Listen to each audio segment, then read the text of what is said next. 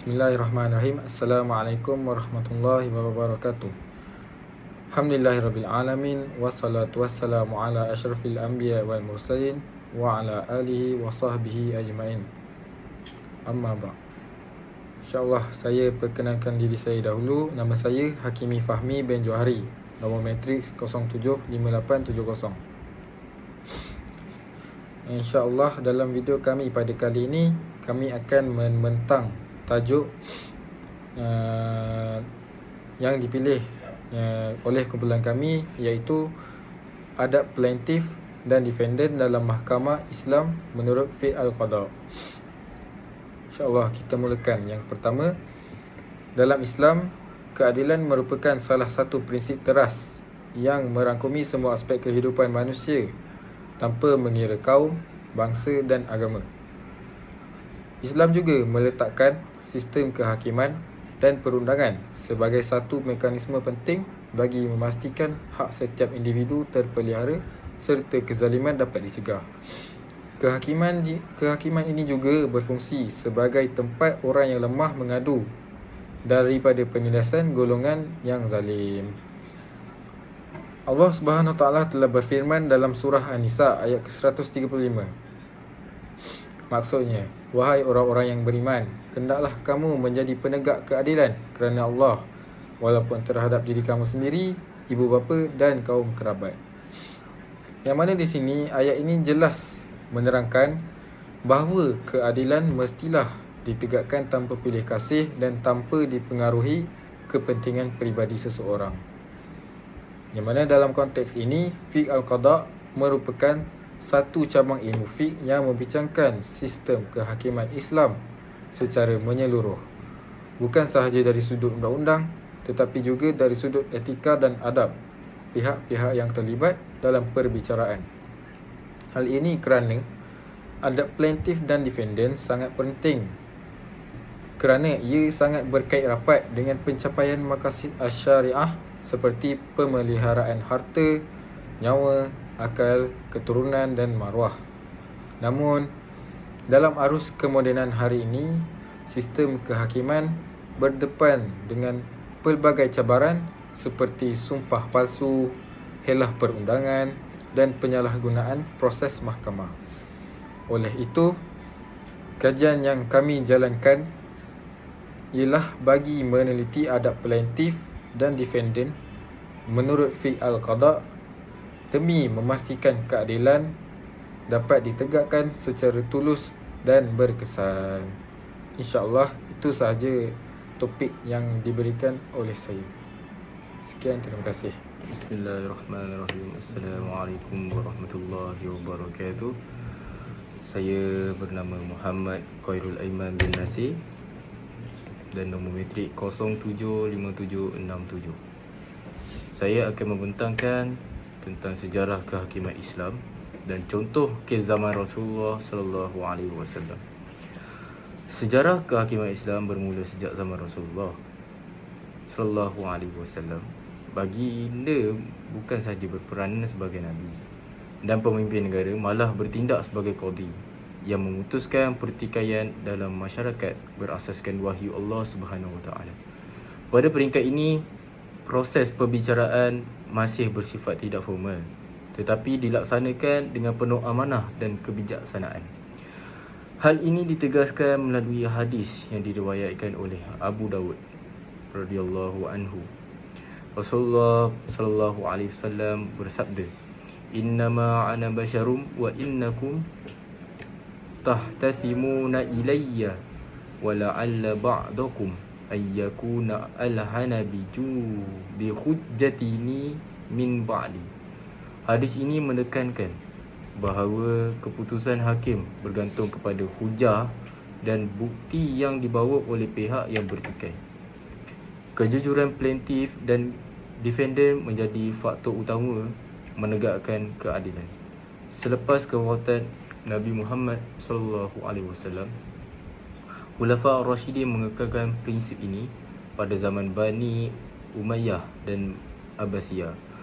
Institusi kehakiman menjadi lebih formal dengan prosedur jelas dan karya fiqh al-qada menggariskan adab pihak litigasi. Contoh kes berganda terdapat di dalam ini adalah 4. Hutang tertunggak, plaintiff membawa saksi dan dokumen kontrak, defendant cuba mengelak, hakim menilai bukti secara tulus. Yang kedua, perceraian. Defendant tidak hadir, plaintiff mengamuk dan plaintiff mengemukakan bukti tuntutan nafkah, hakim menegakkan prinsip keadilan. Yang ketiga, wasiat. Pewasiat menulis wasiat tanpa saksi, plaintiff cuba menuntut harta, hakim menolak wakaf. Hakim menolak tuntutan kerana bukti tidak lengkap. Tanah wakaf, pertikaian harta wakaf. Plaintiff dan defendant membawa dokumen rasmi. Hakim memutuskan berdasarkan bukti yang sah.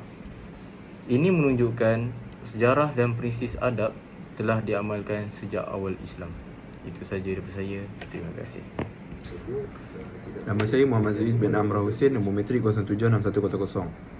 Baik, dalam pembincangan adab plaintiff dan defendant, kita tidak boleh memisahkannya daripada kerangka besar fi'il qada', iaitu ilmu yang mengatur sistem kehakiman dalam Islam.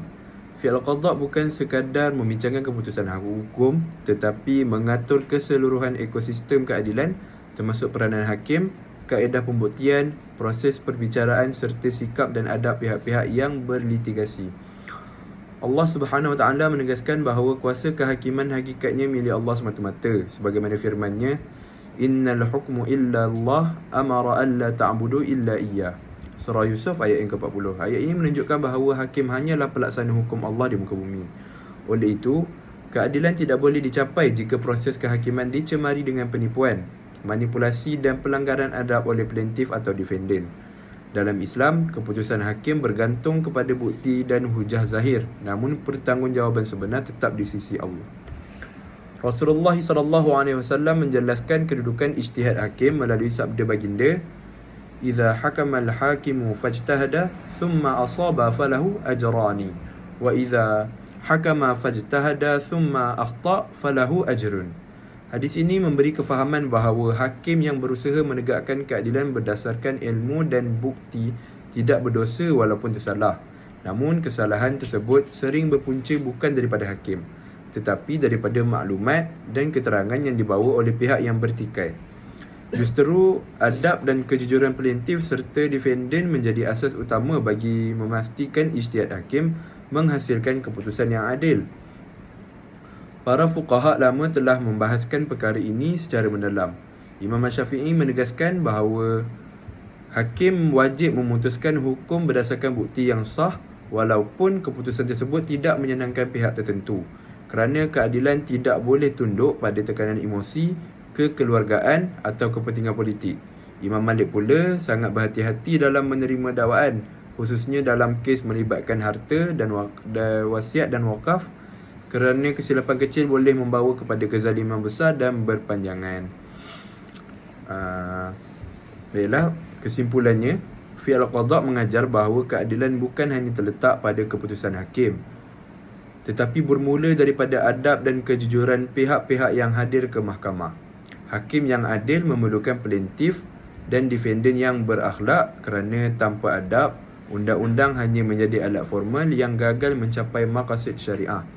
Oleh itu, menjaga adab dalam perbicaraan merupakan sebahagian daripada ibadah dan amanah besar dalam menegakkan keadilan Islam.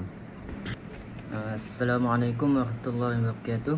Nama saya Muhammad Zarul Sofian bin Imran, nombor metrik 076019. Assalamualaikum warahmatullahi wabarakatuh. Bismillahirrahmanirrahim. Sebagai kesinambungan kepada perbincangan mengenai proses perbicaraan dalam sistem kehakiman Islam, saya akan menekankan isu beban tanggungjawab yang dipikul oleh pihak plaintiff dan pihak defendant serta kesannya terhadap keadilan sesuatu keputusan. Dalam Islam, hak untuk membawa sesuatu tuntutan ke mahkamah bukanlah satu kebebasan yang mutlak. Plaintiff sebagai pihak yang memulakan tuntutan memikul tanggungjawab yang besar untuk memastikan dakwaan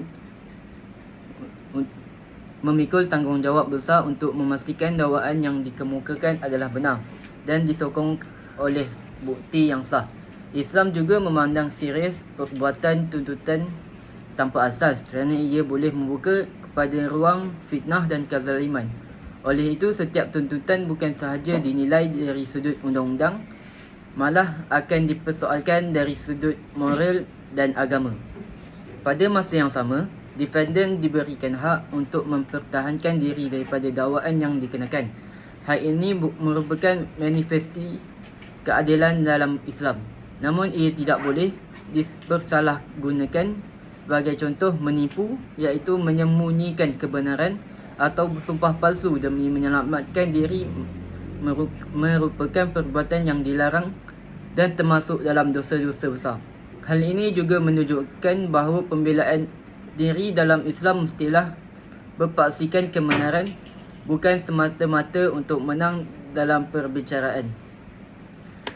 Prinsip keadilan ini juga ditegaskan melalui kaedah fiqh yang masyhur, iaitu al-bayyinatu ala mudda'i wal yaminu ala man ankar.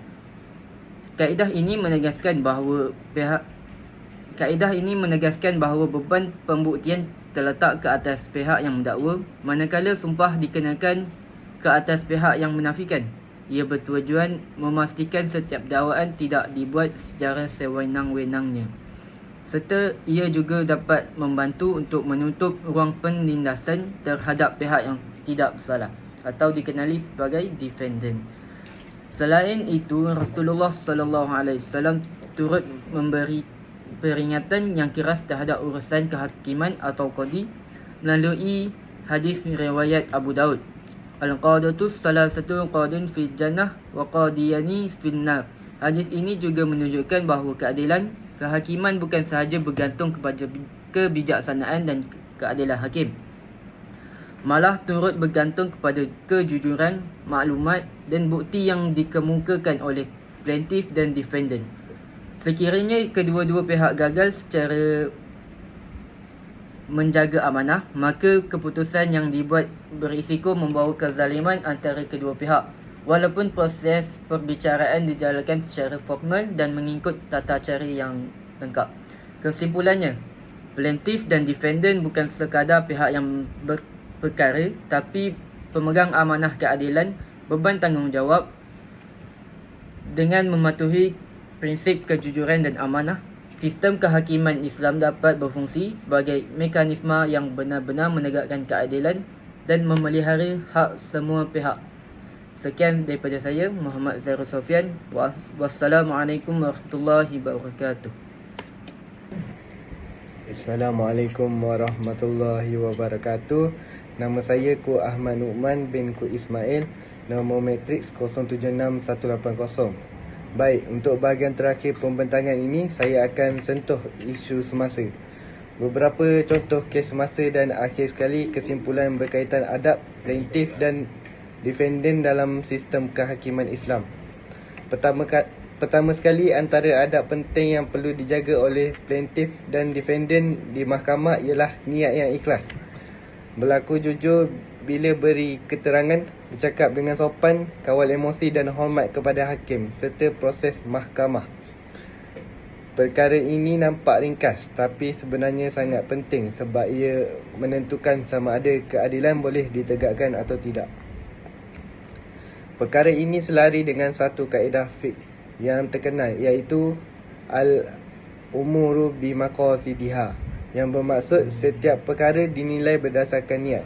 Maksudnya, kalau seseorang datang ke mahkamah dengan niat tak baik, contohnya nak aniaya orang lain atau nak melengah-lengahkan kes, walaupun turutannya nampak betul, ia tetap salah dari sudut Islam.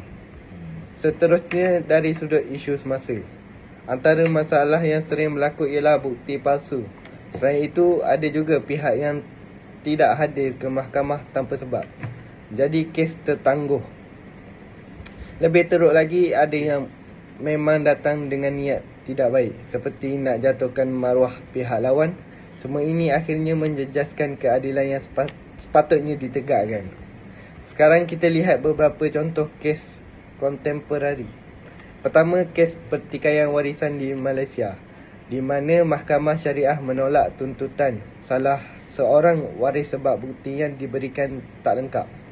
Ini menunjukkan kejujuran dan bukti yang jelas sangat penting dalam perbicaraan. Kedua, kes hutang perniagaan di Arab Saudi. Apabila hakim menilai kontrak bertulis dan keterangan saksi sebelum buat keputusan, ini menunjukkan keputusan dibuat berdasarkan bukti, bukan emosi. Ketiga, kes penceraian yang rumit di mana mahkamah menilai tuntutan nafkah dan pembahagian harta secara adil ikut hukum syarak, selagi kedua-dua pihak beradab dan jujur. Keempat, kes wakaf tanah di mana hak masyarakat dijaga dan pertikaian diselesaikan secara telus. Ini menunjukkan peranan mahkamah Islam dalam menjaga kepentingan umum. Sebagai kesimpulan, adab plaintiff dan defendant sangat penting sebab ia membantu melancarkan proses perbicaraan dan memastikan keadilan benar-benar tercapai. Dalam Islam, keadilan bukan setakat keputusan mahkamah sahaja, tapi juga bergantung pada sikap dan akhlak manusia. Bila semua pihak jaga adab, kita sebenarnya sedang menjaga maqasid syariah seperti harta dan maruah, dan dalam masa yang sama mencegah kezaliman. Sekian daripada saya, terima kasih.